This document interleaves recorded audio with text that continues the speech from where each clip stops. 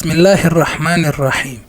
Di dalam kitab Mukhtasar Siratir Rasul, karya Muhammad bin Abdul Wahhab, salah satu ulama kaum Salafi, yang diterbitkan oleh Darul Mughni, cetakan kedua pada tahun 2007.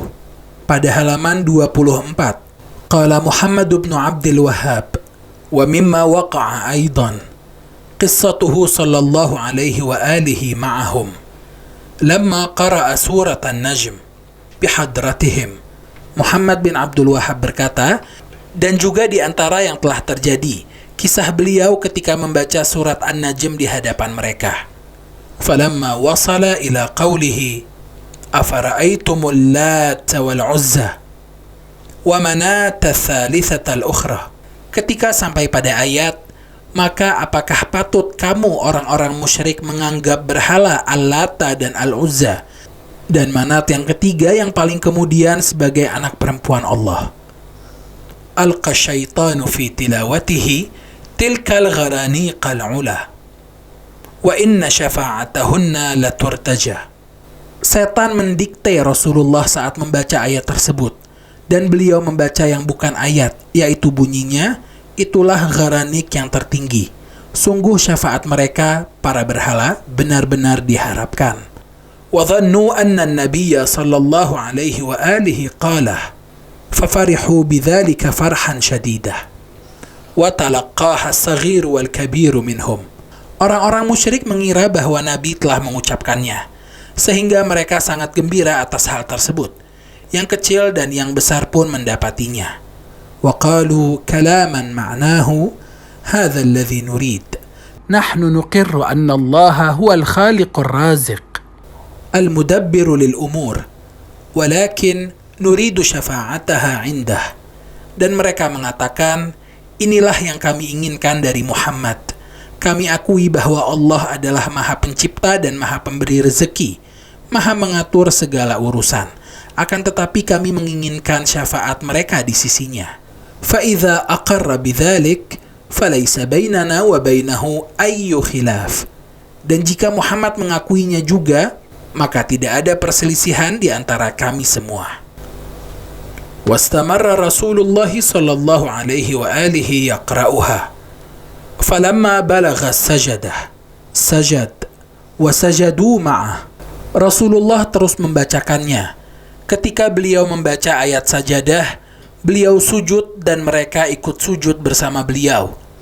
وَشَاعَ الْخَبَرَ أَنَّهُمْ صَافُوهُ حَتَّى إِنَّ الْخَبَرَ وَصَلَ إِلَى الصَّحَابَةِ الَّذِينَ بِالْحَبَشَةِ فَرَكِبُوا الْبَحْرَ رَاجِعِينَ لِظَنِّهِمْ أَنَّ ذَلِكَ صِدْقٌ.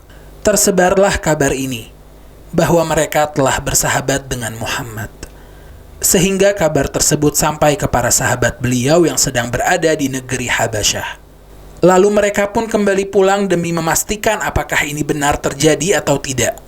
فَلَمَّا ذُكِرَ ذَلِكَ لِلرَّسُولِ صَلَّى اللَّهُ عَلَيْهِ وَآلِهِ خَافَ أَن يَكُونَ قَالَهُ فَخَافَ مِنَ اللَّهِ خَوْفًا عَظِيمًا. Dan ketika Rasulullah mendengar hal tersebut, beliau takut menjadi tersangka dan takut kepada Allah dengan sangat. Hatta anzalallahu alaihi wa ma arsalna min qablika min rasuli wala nabiy illa idza tamanna alqa syaitanu fi umniyatihi ila qawlihi azabu yawmin aqim. Allah pun menurunkan ayat, dan kami tidak mengutus seorang rasul dan tidak pula seorang nabi sebelum engkau Muhammad, melainkan apabila dia mempunyai suatu keinginan, setan pun memasukkan godaan-godaan ke dalam keinginannya itu, sampai kepada ayat atau azab hari kiamat yang datang kepada mereka.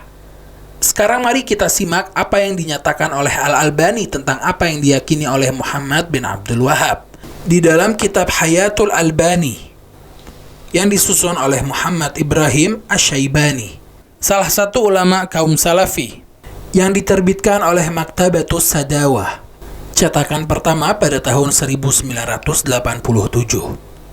pada halaman 431 sampai 432.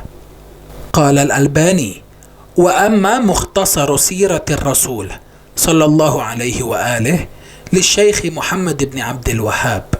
Al-Albani berkata, adapun kisah singkat sejarah Rasulullah karya Muhammad bin Abdul Wahhab, falam takun ala manhajin ilmi, hatta innahu qad awrada qissat al-gharaniq al-ula, wa hiya qissatun tuhaddimul Qur'ana kullah. Tidak berdasarkan prinsip-prinsip yang logis, sehingga dia mencantumkan kisah Gharanik di dalamnya, padahal kisah itulah yang dapat menggugurkan semua isi Al-Quran.